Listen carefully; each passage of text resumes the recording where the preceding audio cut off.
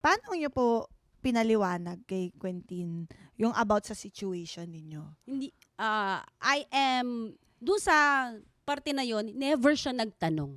Okay po. Kasi iba naman ang sitwasyon ko because Quentin is neurodivergent, 'di ba? Meron siyang autism and ADHD. Never siya nagtanong about his father. Never siya nagtanong kung nasaan ang daddy niya. Walang ganon. Mm-mm. Pero lahat ng tao na naririnig niyang daddy, tinatawag niyang daddy. Kahit pamangkin ko, daddy. Kahit tito ko, daddy. Lahat tawag niya daddy. Kahit security guard, daddy. Lahat. Lahat. Saka mas sumusunod siya pag lalaki ang nag-uutos sa kanya. Oo nga. Oh. Alam mo sa mga anak ko din, boys din po yung sa akin, 3 boys. Ganon din. Di ba, no? Oo.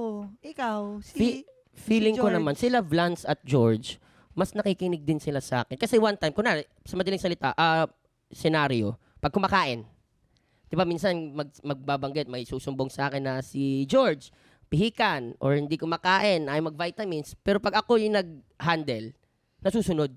Nangyayari, kumakain, umiinom ng vitamins na walang angal. Oo, mas mabilis kumain. Mabilis kumain. Oo. So hindi ko alam kung ano yun. I think may authority talaga yung lalaki. Talagang head of the family. Talagang ganun yata ang pagkagawa.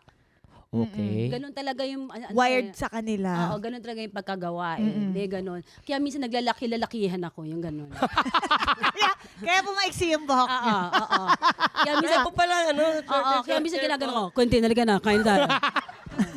Tapos gumagano na lang siya sa akin. Tinatanggap na lang niya.